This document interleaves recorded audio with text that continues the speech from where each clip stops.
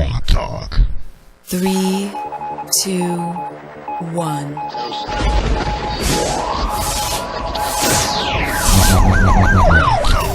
Welcome to another edition of GrokTALK, brought to you by New Hampshire's leading conservative blog site, GrokTALK.com. We are your feared extremist, right-wing, hard-charging, gun-toting, opinionated, outspoken, rabble-rousing, letter-writing, radio microphone stomping conservatives and rational libertarians. So get ready for another 30 minutes of news and opinion you could only get from GrokTALK.com. GrokTALK. Welcome to GrokTALK. We are back after taking an unintentional break last week. We did have material and content to post, which will be going up, but it wasn't officially GrokTALK. It was a great event that I wasn't at because my car broke down. But hey, we'll get to that in a minute.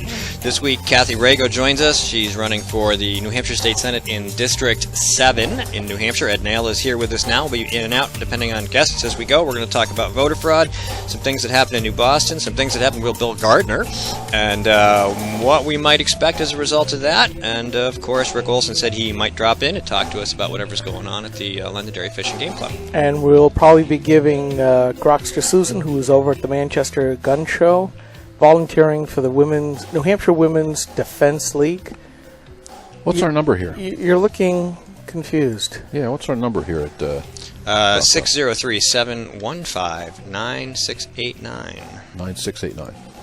Yes. Okay, just in case anybody wanted to call in.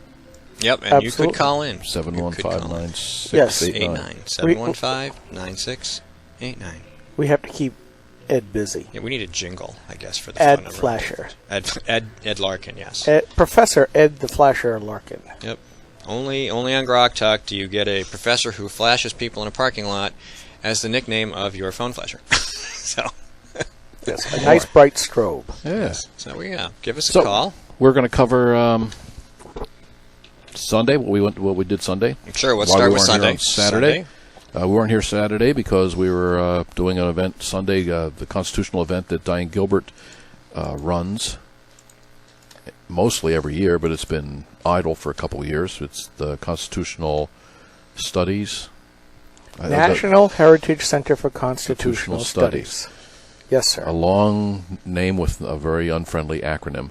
But a very friendly group. They had 100 and some people there at the Grapponi Center right here in Concord. Good time. I got to speak for an hour and 15 minutes on voter fraud. That was fun. And then at 5, I was done at 2:15, and around 5 o'clock, Bill Gardner showed up, which was exciting to have the Secretary of State at our function after I spent an hour and 15 minutes making fun of him. And I apologize because I didn't know the breakout sessions had started early. Otherwise, I would have just put the camera in there and gotten you, Ed, and I was just having all kinds of fun with the sound guy. Yeah, the sound guy is his own entertainment committee in the corner. It's almost like a permanent distraction. As soon as you go, here's the sound guy. He is everywhere at once and in charge of his soundboard and most everything else. Very interesting character. He was nice. He was trying to give us sound right from his board. Yep. And we had ungodly amount of trouble trying to do that. It was a bad room. But once it was done, it sounded awesome. Yeah, it did. It did. Except for that one guy who kept walking away from the microphone. Oh, the judge. Yes. Yeah, a judge from Michigan. I forget his name now, yes. But he's some sort of judge in the state of Michigan. Federal judge? Federal judge. Federal judge, I believe. I went up to him afterwards. I said, well, without the mic, you lost half your live stream audience. And he kind of looked at me like, what? He got on a roll. And that happens sometimes when you're speaking before a group. Yeah. If you have a lot of information, you think, I'm never going to get all this out. You just go on a roll. And he had a lot of information. Just didn't take the mic with him. Yeah, I didn't take the mic with him. So we could hear him where we were sitting. So I thought it was pretty good. Yeah, it's going to sound kind of bad on the recording camera because the acoustics of the room were really, really bad. If you clapped your hands, you could hear it. It reverberated for like 5 seconds. Most of those rooms have bad acoustics anyway. That's why they make them like that, because people are going to meet there and speak. Right. Why wouldn't you have bad acoustics? Why wouldn't you have bad acoustics? I was videoed by a lovely young lady from Lawrence, Mass. Lucy, and I think her last name might be Lou. She came with another couple from Massachusetts, and they videotaped my whole spiel. and I believe they're in contact with you. Not yet. Not yet. I have their card. So Diane Gilbert had them come videotape. Oh, yeah, we'd love to put So that we'll up. get Oh, that absolutely. little tape Oh, that is from cool. Have our from own Lucy. little portable, recyclable, reusable Ed Nail voter fraud workshop. And I got to sit with Rich Gerard, his son Dominic, and I Yep. believe Rich is going to post the workshop as well. Yeah, cool. Very nice. Because I've been going through our voter fraud workshop materials going back a long time, and they've been very consistent. I'm very, very happy with that. Everything we've done with definitions and statutes and now other states, it's all been pretty on target. So the only people that haven't caught on yet are Bill Gardner and the Attorney General's office, and a couple of judges down in Stratford County. But Now, we've done pretty good. Bill has hinted. He's hinted that he's hinted catching that on. he's aware that he should have caught on. Yeah. You know what happens when you stand on both the rails on the train tracks? Eventually, you're going to get hit by a train. So That's right. I always tell people when they see Bill Gardner, tell them get on board because the train is leaving the station. So, are we going to do a little voter fraud stuff? You Let's want to do of some that? now. Yeah, let's do some while we wait for Kathy to show up. Well, we had Bill Gardner had a revelation interview. I don't know if you call it interview so much because it was a one-sided deal. This was in that paper that comes out of Manchester. I sat down with the editorial writer. The hippo? The hippo. Something like that. It was the Manchester paper. The Union Hippo. And The Union Rhino? The Union Leader. That Manchester Which one paper. was it? it was the Union It was has a been. Union Leader. Okay. So he sat down with him and gave an interview of, 25 paragraphs. And it looks as though the Secretary of State, Bill Gardner, is admitting that there's drive-by voting, or what I would like to call voter fraud in New Hampshire, and there's quite a bit of it. And that he had seen it himself, with specifically with AmeriCorps workers. So we know he's been to one polling place in the last, I don't know how many years. So people start sending me a copy of the interview, and I always think an interview is where a knowledgeable person or a person with questions asks the person who's being interviewed questions and they respond. So apparently Drew Klein didn't have any questions to ask the Secretary of State, or it was just a sit down and chat about voter fraud and how you're not really part of it and you don't like it either, and then shut the thing down interview. So that appears to be what it was. It leaves me with a lot of questions. So I'm thinking Bill Gardner mentioned that there was drive-by voting in the state of New Hampshire. He is the Secretary of State, and that comes under some purview of his office. Can I So- interject here just for a Sure. second?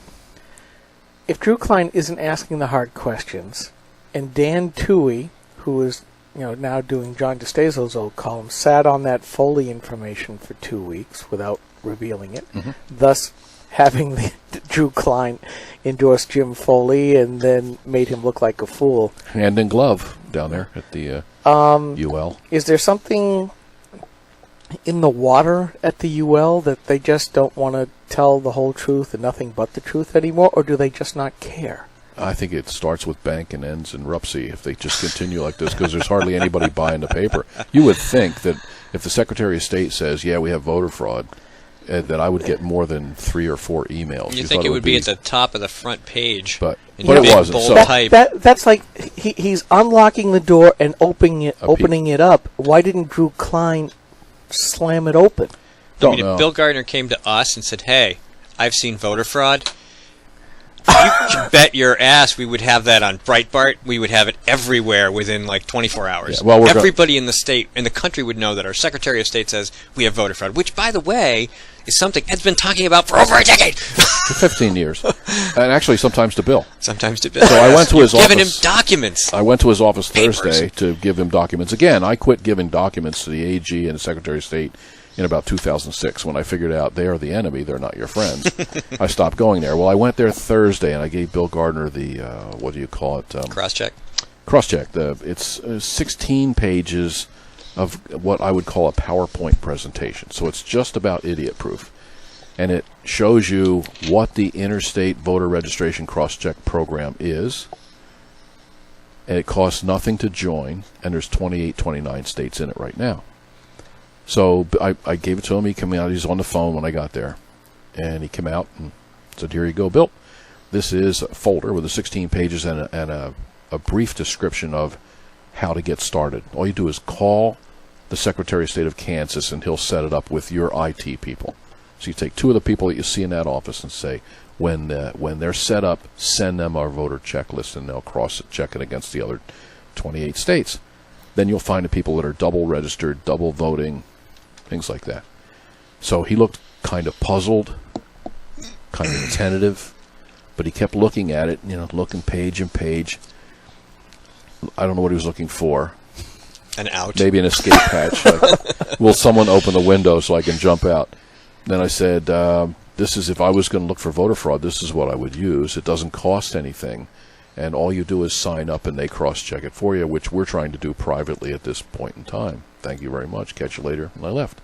So he's got it in his hands. Bill Gardner, as the top election official in the state of New Hampshire, needs to do no more than to call the Secretary of State of Kansas. And these Secretary of States, they got to talk.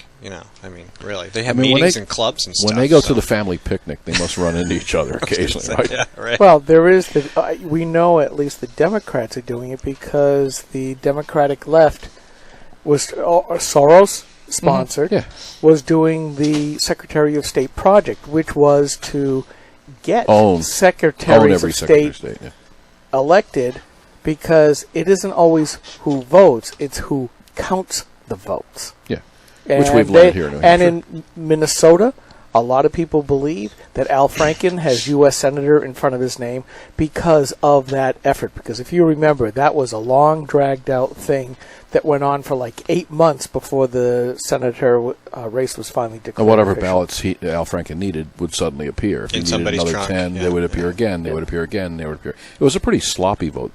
You need your headset turned up? Theft of an election. You good?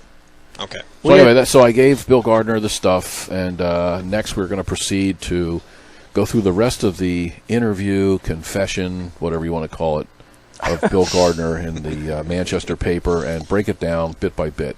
The part where he says it's all the problem with the definition of domicile, that's exactly the opposite. If there was a problem with domicile, we could fix that. The problem for Bill Gardner and double voters, people from out of state, the Democrat Party, is that domicile is a real word. It's in our Constitution along with the word inhabitant. And they're both found in Black's Law Dictionary, which the New Hampshire State Supreme Court uses when they make decisions. I've actually read that. So the Supreme Court, when it does some sort of a decision regarding the meaning of a word, it says when we make a ruling like this, we go to the plain meaning of the word. You know what? And we use Black's Law Dictionary. So inhabitant means someone who's domiciled in a particular place. Domicile is your legal residence. So there's not a problem with that.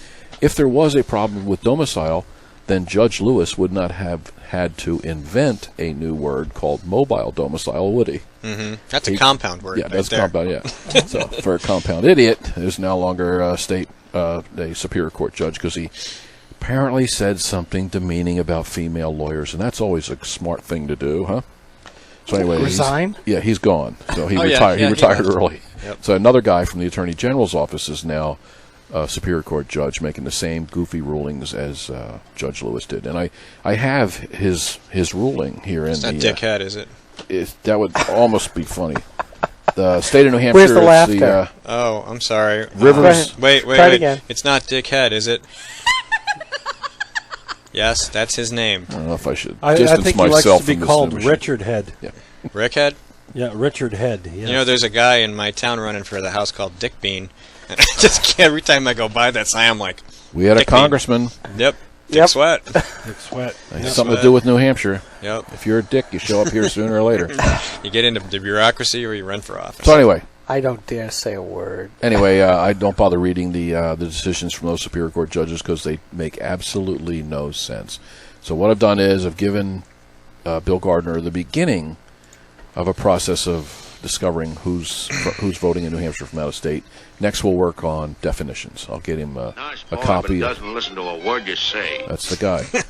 I'll get him a copy of Black's Law Dictionary, domicile, and inhabitant. And if he sleeps on that for a couple of months, maybe Maybe you should get him the children's version with the pictures. Yeah. My question is, How do I get it to rhyme? Domicile. Domicile. has Imbecile, domicile. has anybody asked him about what you guys found out about one of these drive-by voters living in the home of a staffer in the NHAG's office? We don't talk to him. If he wants to find out, which I imagine he's doing, he'd have to look at some of the websites, Granite Grok, NH Insider, CNHT.org, or come on, Rich Gerard's show, Gerard at Large. I know that the Secretary of State's office listens to that program because we have evidence to prove that.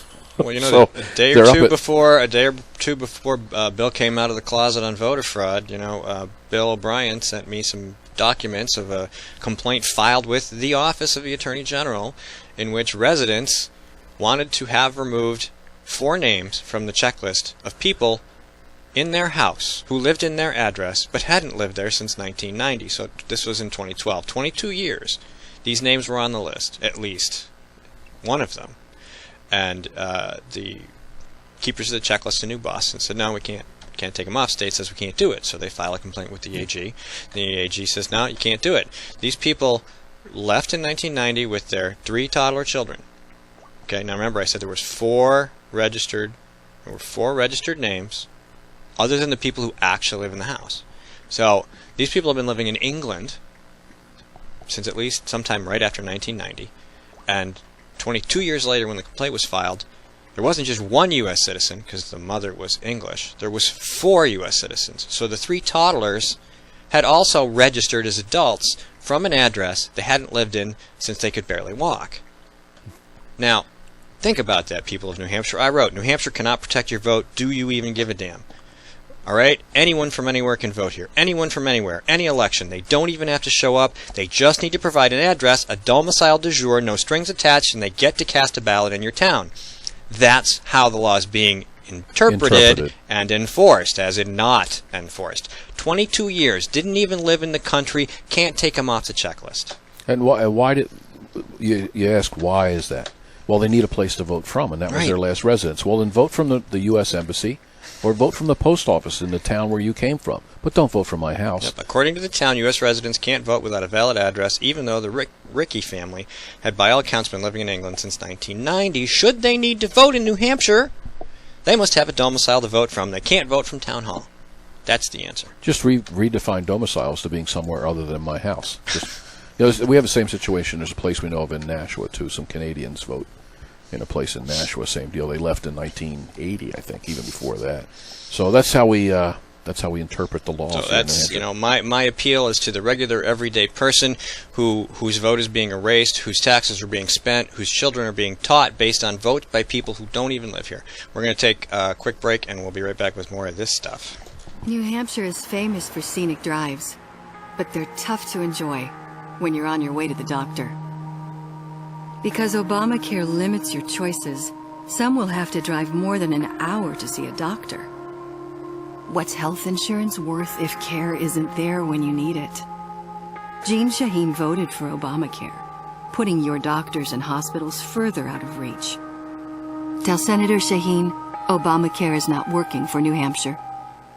Hi, this is Rich Gerard, host of Gerard at Large in the Morning, the Manchester area's only locally owned, locally operated, focused, and interested, riveting radio show, heard live every Monday through Friday from 6 to 9 on 90.7 FM WLMW, New Hampshire Family Radio, and available 24/7 live or archived at GerardAtLarge.com. Be sure to tune in.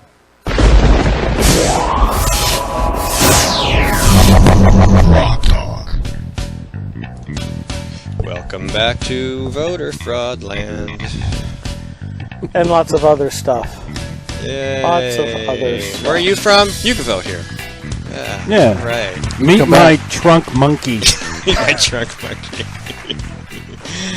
All right. Yes, so that's our problem, ladies and gentlemen. If you don't like where you're voting and you don't care who represents you, you can come here and choose ours. Apparently, that's perfectly legal. Well, my problem is I didn't vote in the primary because I couldn't vote for who I wanted to vote for. If you like your voting venue, you can keep your voting venue. I wanted to vote for Carol Shea Porter, but she's not in my district. I would have had to vote for Custer in the primary, right? Mm-hmm. Well, why is that? If I'm from some other state, I just come here and vote for either one. Because I live here, I'm stuck in Custer's. Yeah, you could vote in district. You could vote in your own state if you really wanted to. Yeah, imagine that. Yeah. So Same kind of deal with being an illegal immigrant. Come on across and get all the benefits of a citizen. And that's why I've been on the rant of the only thing we got left as citizens pretty much is our vote. You And know, yet we get to pay for everything. We are, without a doubt, the greatest country in the world because the ISIS terrorists are going to stream across the border. They're going to go on welfare, get all the benefits till they're fat, dumb, and happy. Then they'll kill us. Well, that's what they've been doing in England for decades. They might behead us. I mean, Maybe they'll just be too Well, they won't be lazy about it. beheading me. No, me either. well, that's what gets me. The Labour Party back in the 80s decided to deliberately flood England with lots of immigrants under the banner of multiculturalism. How's that working out for you? How's that working out for you right I now? was in the Washington General Store, a little teeny tiny town of Washington. Two people come in. The girl is wearing a black dress like she's going out somewhere. It's in the morning, but like 11, 12 o'clock. So I look up on the board and say, what's a grinder? Everybody goes, Oh, boy. it's a sandwich. Can you get it hot? They said, well, you can get anything hot. We'll heat it up. Oh, I didn't know what a grinder was. We're from Connecticut. And the girl says, you're in Connecticut? You know what a grinder is? That's where they start calling them. They're like hoagies and stuff. You want to grab a chair? New York, PA. So we'll kick one of these guys off a headset in a couple minutes. So she says, well, we're currently living in France. And I said, well, then, there's all these old-timers and loggers and workers sitting around the table. Currently, we live in France. And I said, well, may Allah be with you. I got my chance, I had to take it. Oh, my goodness. Hey, I'm going to slide out of here. Okay. We have a guest. We're going to have Kathy's going to get this chair already warmed up. Let me turn that headset off so we can bring in another guest. And we'll see you around 10 if you're available.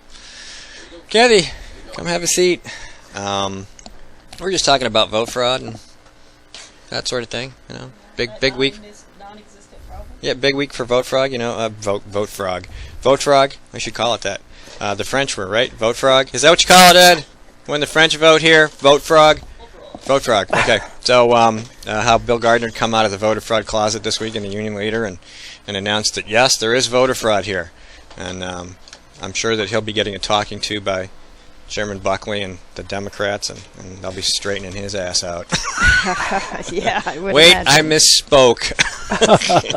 I would imagine so. Sorry about that. So, anyway, we're just going to ramble for a few minutes, and then we'll talk about your race. What else we got this week? Did we decide what our Whiskey Tango Foxtrot was? Did we decide that it was the 22-year thing, or did we want to go to the the gun editorial that was as clueless could be? Let's go to the gun editorial. Well, let's see. You certainly you can must speak have to read that. this, right? No, I didn't, but I would love to hear about it. I got too much stuff than I got time, so I don't get to read like I did. Skip posted it. Yeah, find it. I'm going to put it up on the live stream Posted here. it, okay. Yeah. Oh, yeah. And I saw it and I read it and I thought if I post this, everybody will get dumber, and I just couldn't do Yes, it. but you know that her right to life is part of her First Amendment stuff. This is written by an anti-gunner, and somebody at a real newspaper said, "Okay, we'll take this op-ed and we'll put it up." And there's about 100-odd comments at this paper. Not a single one of them is positive because it is so badly written. It is widely advertised on the right as the dumbest op-ed ever written. Yeah. It starts off, grabs your attention by first saying, "No one's coming for your guns yet," and then proceeds to immediately say, "Nobody wants to take your guns." Really? You just help prove the meme on the folks who like the Second Amendment. She actually that writes, you are. gun control is an absolute joke in this country. Yeah. Background checks are well and good, but if you can turn around and sell the gun to your neighbor without one, they are pointless.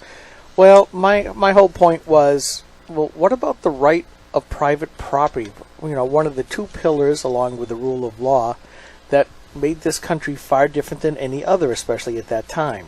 And I'm thinking, these guys are just trying to demonize everything so that everything has to go through government. This is just the canary in the mine. Because once they do this, they'll find something else. And, assault weapons being sold to the general public is ridiculous. Nobody needs an AR-15 to shoot a deer. Yeah, they do.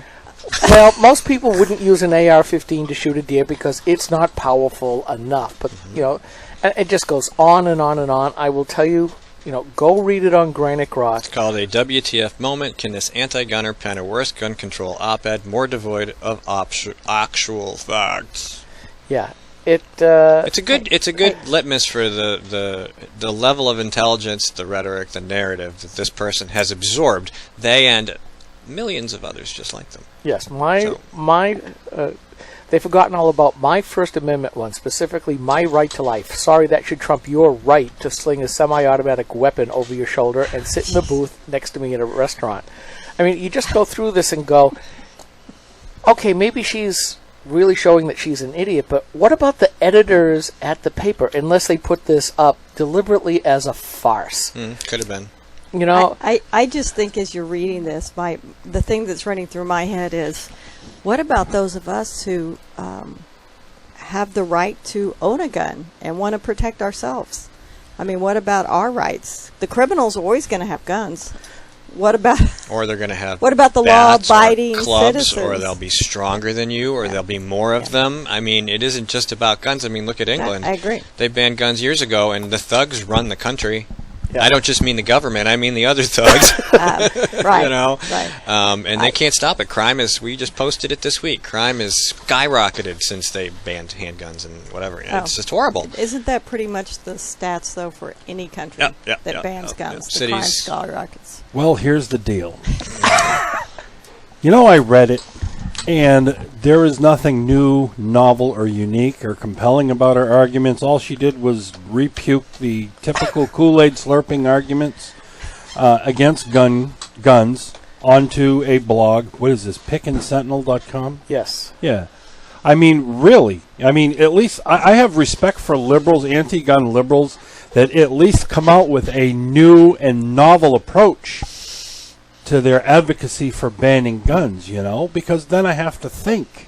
This is chewing gum for the reader's eyes. It really is. There's nothing here. She says you don't need an AR-15 to hunt deer. How many times has that been said?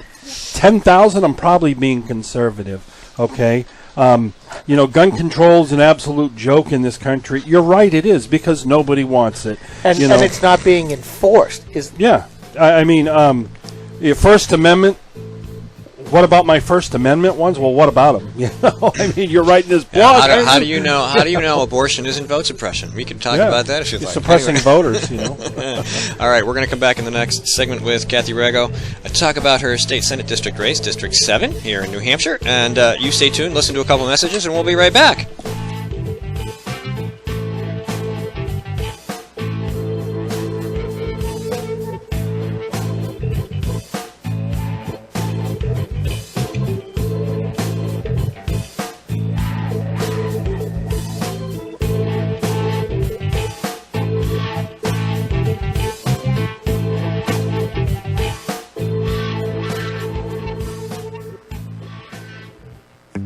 When asked whether she still supports Obamacare, Senator Jeanne Shaheen said, "Yes, I do continue to support the law. We're beginning to see some positive results." How can Senator Shaheen say we're seeing positive results when 22,000 of our neighbors have already lost their health insurance? What's worse, the Boston Globe reports the state's only health insurance provider radically reduced the number of hospitals in their network, forcing some people to drive over an hour for lab work, even when there's a hospital within a few miles of their home. When pressed about lack of access, Shaheen said, "There are some hospitals that are not covered, unfortunately, and I certainly hope that's going to change." Jeanne Shaheen promised us we could keep our doctors and our healthcare coverage. Now she hopes we can get to a local hospital? Call Senator Shaheen at 603-647-7500. Tell her we need more than hope. We need leadership. Paid for by Citizens for a Strong New Hampshire. Hi, this is Rich Gerard, host of Gerard at Large in the Morning, the Manchester area's only locally owned, locally operated, focused, and interested riveting radio show, heard live every Monday through Friday from 6 to 9 on 90.7 FM WLMW, New Hampshire Family Radio, and available 24/7 live or archived at GerardAtLarge.com. Be sure to tune in. This is a coalition of New Hampshire taxpayers. We're located at 8 North Main in Concord, New Hampshire. This is the repository for all things conservative and municipal. So if you have a problem in your town, your school, your budget committee, the right to know law, and now, at the top of our list is voter fraud. You have a tip for us, some information for us, you want to join or help us out, cnht.org.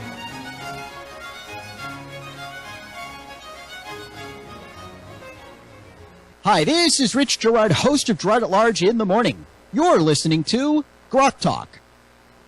GrokTALK. This is a coalition of New Hampshire taxpayers. We're located at 8 North Main in Concord, New Hampshire. This is the repository for all things conservative and municipal. So if you have a problem in your town, your school, your budget committee, the right to know law, and now, at the top of our list is voter fraud. You have a tip for us, some information for us, you want to join or help us out, cnht.org.